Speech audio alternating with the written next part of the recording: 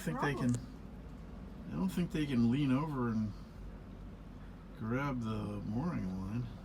It's too far. Although they have a. Oh man, look at the surf behind them. Really nice pilot boat there. Fishing boat. I'm not sure what it is.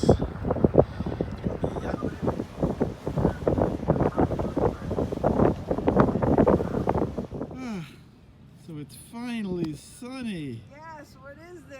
After 2.5 weeks. They said it couldn't be true, but it is. It's sunblock. I know. And tomorrow, hopefully, we go.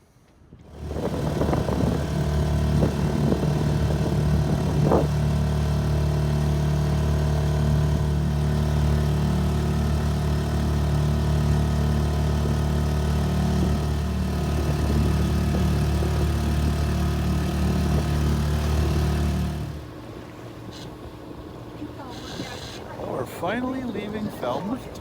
It's a beautiful day. That's the partner castle to Vendana's castle. Don't really know what it is. Looks like there's about 10 knots of wind and we should be sailing. It should be a great run up to Wells. So we're sailing up the Irish Sea. And a little boisterous. Probably got 15 knots, gusting up to 20. Maybe 5-foot seas right behind us, so we're going dead downwind.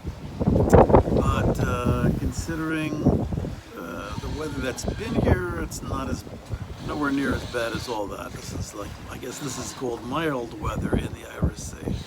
I'll show you. Turn this around. So that's what it looks like.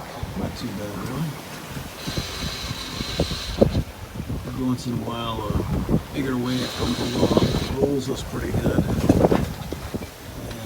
if we get a gust, we round up a bit. But George, our autopilot, soon gets us back on course.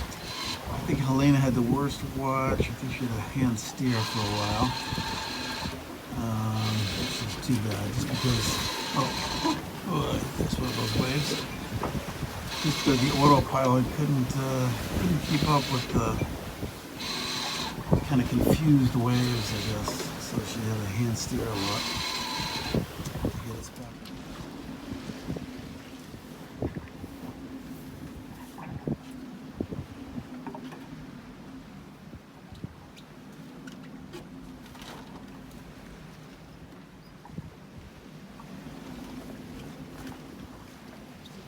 Waves?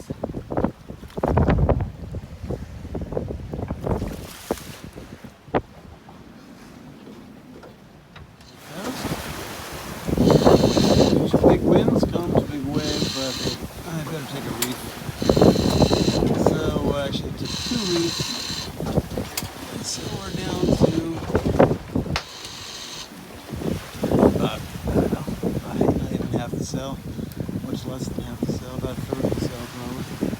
And we're still doing about 5 knots. So I think probably the wind is about 20 knots, something like that. At least in the gusts. We're rolling quite a lot, of course. I also took the mizzen down altogether just to kind of took the mizzen down altogether just so more of the sail is up front. So at the moment I just have the main up. Oops, dolphin. Give us a little encouragement. Well, we were trying to avoid this kind of weather for 2 weeks, but here we are. It's blown about 20 to 25 knots. Got 6 to 7 foot waves. We're down to a scrap of jib. Scrap of main. And just running downwind here. But according to the weather forecast, which I don't really believe that much, but According to the weather forecast, it's supposed to die out, not die out, but it's supposed to go down from this 25 knot wind down to more reasonable 15 knots. And yeah, so here we are. It's raining. It's nasty. Petronella can handle it, of course.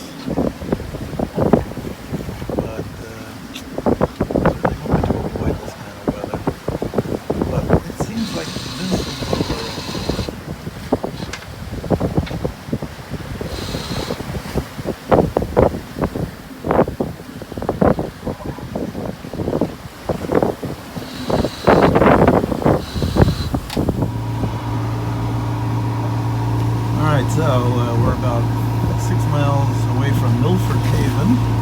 The sun's going down. Actually, it's gone down, but hopefully we'll get in before it's completely dark. That's what I'd like. The wind has gone down quite a bit. It's on the beam now, on the port beam. The waves have subsided quite a lot.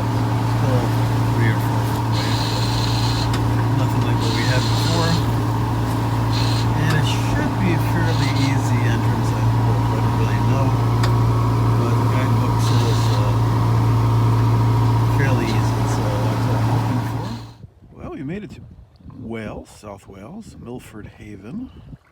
This is the anchorage, which we arrived in last night at about 11 o'clock, I think it was. It was just about dark. I mean, it was just dark.